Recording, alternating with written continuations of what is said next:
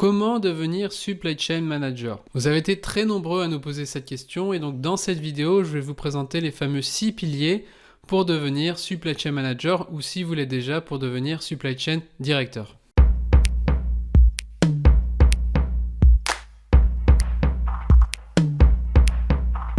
Donc cette vidéo s'inspire vraiment de ma propre expérience où je suis passé d'assistant stagiaire Supply Chain Manager à finalement Supply Chain Manager puis Supply Chain Director. Et donc je vais vous parler vraiment de 6 piliers qui sont pour moi incontournables. Le premier, ça va être la volonté. Le deuxième, ça va être les diplômes. Le troisième, l'expérience. Le quatrième, les compétences.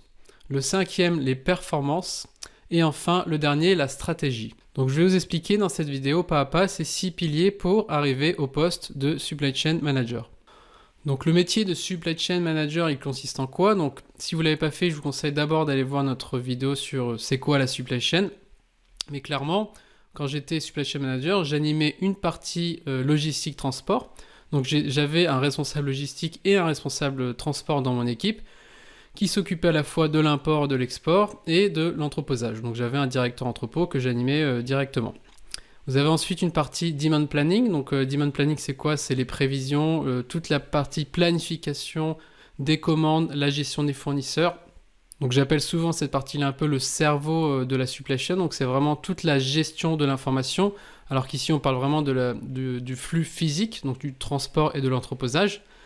Et enfin, vous avez différents services qui peuvent être intégrés au Supply Chain Manager qui sont une partie informatique comme la partie gestion des ERP, une partie finance, donc moi j'avais une personne finance supply chain dans mon équipe qui va vraiment s'occuper de toute la partie paiement et gestion financière mais uniquement dédiée à la logistique et à la supply chain.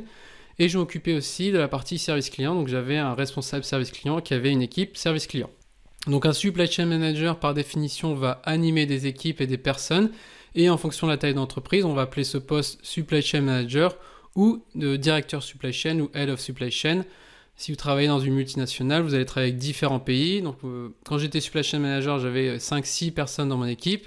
Quand j'étais supply chain director, j'avais 21 personnes dans mon équipe, plus un entrepôt avec 80 personnes. Donc, ça va vraiment dépendre de la taille et de vos responsabilités.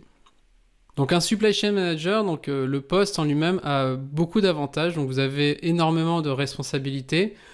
Vous avez vraiment une vision globale sur le fonctionnement de l'entreprise. Vous allez travailler de la production jusqu'au client final, qu'il soit retail ou e-commerce.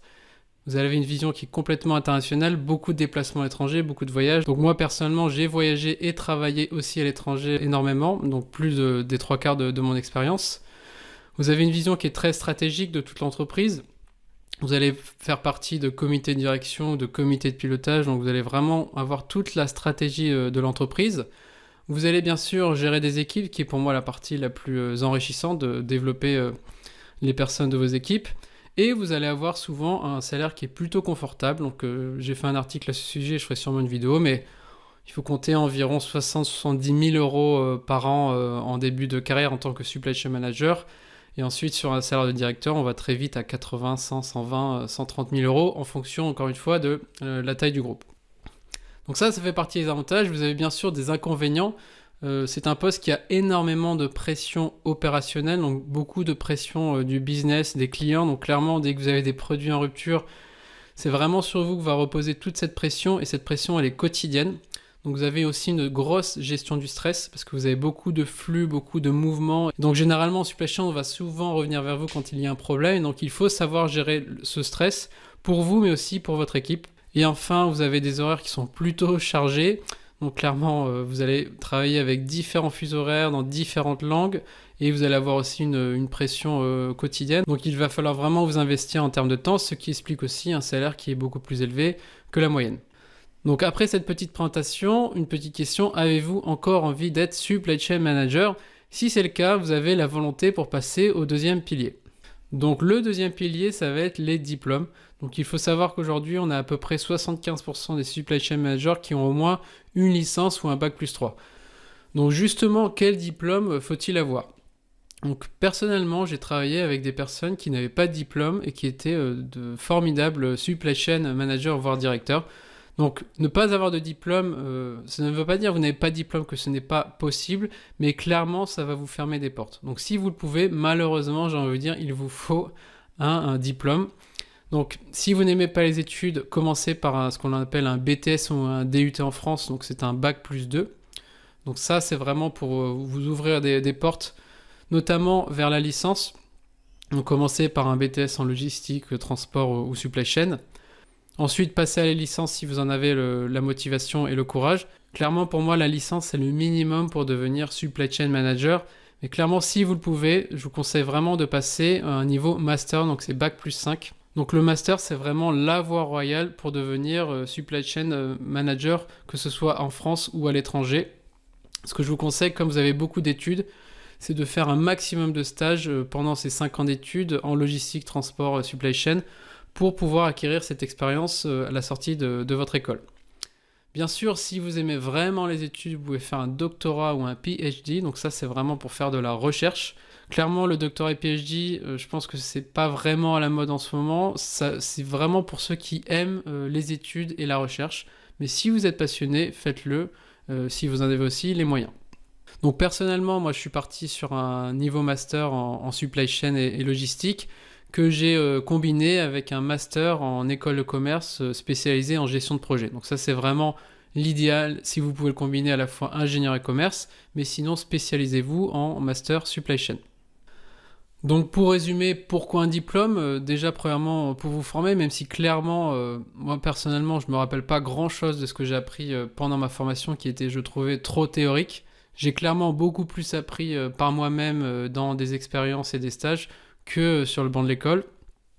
Mais c'est aussi important pour le réseau, vous allez avoir un réseau d'anciens, vous allez avoir aussi cette fameuse ligne sur le CV, et clairement si vous avez un diplôme, ça va clairement vous aider pour votre salaire, malheureusement encore une fois, parce que pour moi le diplôme ne garantit en rien une performance.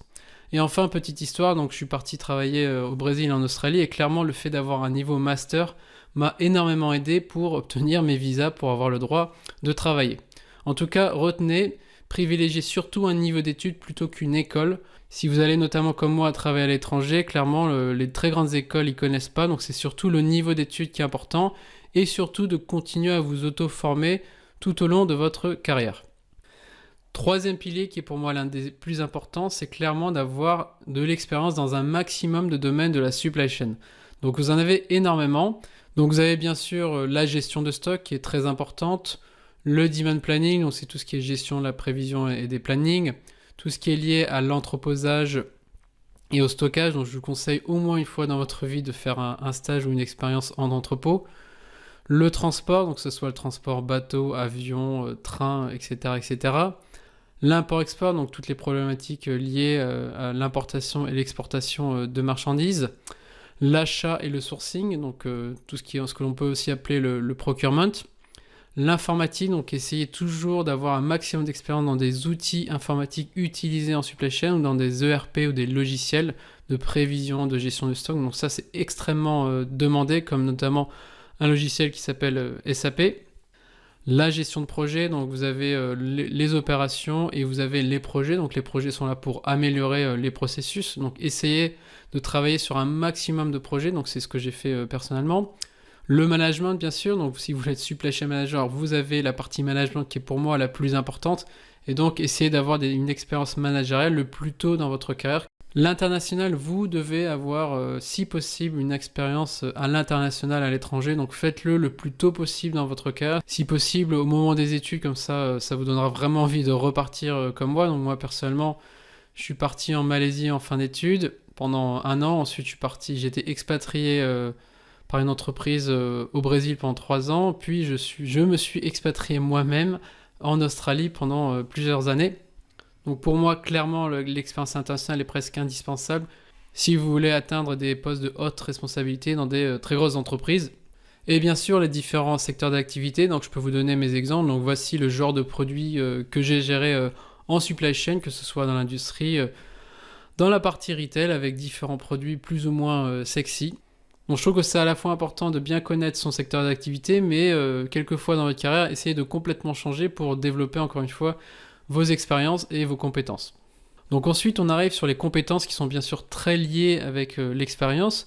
Vous avez deux types de compétences. Vous avez le savoir-faire et le savoir-être. Donc côté savoir-faire, ce qui est fondamental, c'est d'avoir une bonne capacité d'analyse, surtout sur Excel, de savoir bien prévoir, de bien gérer le planning, de bien connaître et maîtriser certains outils informatiques comme je l'expliquais tout à l'heure. Savoir gérer des équipes, savoir gérer des projets, connaître la partie aussi financière de l'entreprise, que vous allez être très en lien avec la finance. Savoir négocier, bien sûr, évidemment, bien parler anglais, donc ça c'est très important. Et si vous ne parlez pas bien anglais, partez à l'étranger ou arrêtez de parler dans votre langue, donc arrêtez de parler français. Et aussi, je trouve qu'il est très important de connaître le business, pas seulement en supply chain, mais bien connaître tous les aspects qui font qu'une entreprise marche aujourd'hui, que ce soit la communication, le marketing, les ventes, etc., etc. Si je reviens sur mon expérience, clairement, j'étais très fort dans la capacité d'analyse d'Excel. J'étais vraiment passionné de business, donc j'aimais vraiment cette partie-là. J'étais plutôt spécialisé dans la prévision parce que j'avais travaillé avec le MIT. Plutôt à l'aise dans les outils informatiques. J'avais géré beaucoup de projets. Et enfin l'anglais, bien sûr, car j'ai travaillé longtemps à l'étranger. Donc voilà pour les savoir-faire. Pour les savoir-être, donc là on parle de compétences aussi interpersonnelles. Donc pour moi, ce qui est fondamental, c'est de bien communiquer, que ce soit interne dans votre entreprise, mais aussi externe avec vos clients et vos fournisseurs. Il faut bien sûr avoir du leadership, parce que vous allez gérer des équipes, mais aussi des services, et vous allez aussi gérer des projets. Et donc c'est très important d'avoir les personnes qui vous suivent. Il faut faire preuve d'une grande flexibilité, car vous allez voir qu'en supply chain, énormément de choses se passent et bougent rapidement, donc il faut vraiment être très flexible. Il faut avoir une attitude positive, car vous allez gérer beaucoup de mauvaises nouvelles, avec notamment beaucoup de ruptures ou de surstock. Donc il faut toujours avoir une attitude positive pour vos équipes et pour votre entreprise. Il faut savoir gérer du stress et la pression, j'en ai déjà beaucoup parlé. Il faut être une personne très organisée qui a un bon sens des priorités, car vous allez avoir trop de priorités. Et enfin, il faut avoir un engagement très important à certains moments. Donc quand vous êtes passionné, c'est toujours plus facile, mais clairement, vous allez avoir des jours et des semaines où vous allez travailler énormément. Donc voilà pour le pilier compétences, savoir-être et savoir-faire. Ce que je vous conseille, c'est vraiment d'identifier à la fois vos faiblesses et vos forces pour continuer à les développer. Cinquième pilier, il va falloir bien sûr que vous soyez performant. Donc c'est comme un athlète de haut niveau. Pour progresser, il faut réaliser des performances. Et donc en supply chain, ça veut dire quoi ? Ça veut dire notamment augmenter des niveaux de service, des taux de service ou des taux de disponibilité, réduire des stocks, réduire des coûts, mettre en place des projets à succès. Donc par exemple pour moi, donc j'ai automatisé des approvisionnements de magasins et d'entrepôts. J'ai mis en place des nouveaux logiciels ou des nouveaux ERP. J'ai ouvert des entrepôts dans des nouveaux pays ou des nouveaux magasins, où j'ai mis en place des innovations comme la RFID ou des nouveaux algorithmes de prévision. Et enfin, si vous êtes manager, je trouve qu'il est très important d'avoir réussi à développer les savoir-faire et savoir-être de votre équipe. Donc, ce qui est très important dans toutes ces performances, c'est bien sûr de les réaliser, mais aussi de les communiquer. Donc, je vois beaucoup de personnes, j'ai fait beaucoup d'entretiens avec des personnes qui avaient des super résultats, mais qui n'en parlaient pas, que ce soit sur leur CV ou pendant un entretien. Donc, soyez vraiment très précis et vraiment communiquez vos performances quand vous avez ces succès.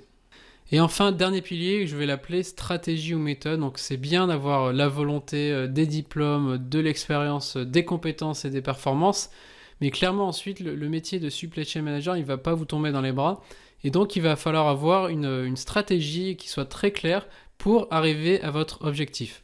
Donc ça commence par définir une vision long terme de ce que vous voulez, définir les différentes étapes, à quel moment vous voulez accélérer, à quel moment il faut aussi prendre votre temps, bien choisir vos formations, se former en continu, comment mettre en avant son CV, réussir ses entretiens, trouver un job, donc le job qui vous correspond, faire une bonne impression au début, bien communiquer avec son manager et son RH, donc là on retrouve beaucoup d'erreurs à ces niveaux-là notamment, comment devenir incontournable, comment avancer plus rapidement dans votre entreprise ou dans une autre entreprise, comment négocier son salaire et à quel moment faut-il partir de votre entreprise. Donc en voici plusieurs exemples. Donc je pense qu'il est vraiment très important d'avoir une stratégie et de ne pas dépendre d'une seule personne qui peut être notamment votre manager. Donc si vous avez un super manager, c'est très bien. Donc c'est ce que j'essaie de faire avec mes équipes. Mais si vous regardez cette vidéo, c'est que vous cherchez aussi des principes ou des méthodes pour essayer d'aller accélérer votre carrière. Donc pour ceux que ça intéresse, j'irai plus loin sur ce sujet-là. Mais encore une fois, soyez très clair sur ce que vous voulez et quand vous le voulez. Donc voilà pour ces 6 piliers. Donc je les rappelle, la volonté, le diplôme, l'expérience, les compétences, les performances et la stratégie pour devenir supply chain manager. Bien sûr, il s'agit de ma vision des choses basée sur ma propre expérience. N'hésitez pas à rajouter vos commentaires avec vos propres conseils, ça m'intéresse toujours d'avoir vos avis. Et pour ceux qui veulent aller plus loin, j'ai préparé une vidéo privée gratuite pour devenir supply chain manager ou supply chain directeur. Donc je partagerai des astuces et particulièrement un outil très efficace qui est d'ailleurs gratuit pour analyser et optimiser votre CV automatiquement. Donc c'est vraiment très pratique pour trouver un nouveau job en supply chain. Donc pour y accéder, il faut simplement cliquer sur le lien sous la vidéo et on se retrouve très prochainement pour d'autres vidéos.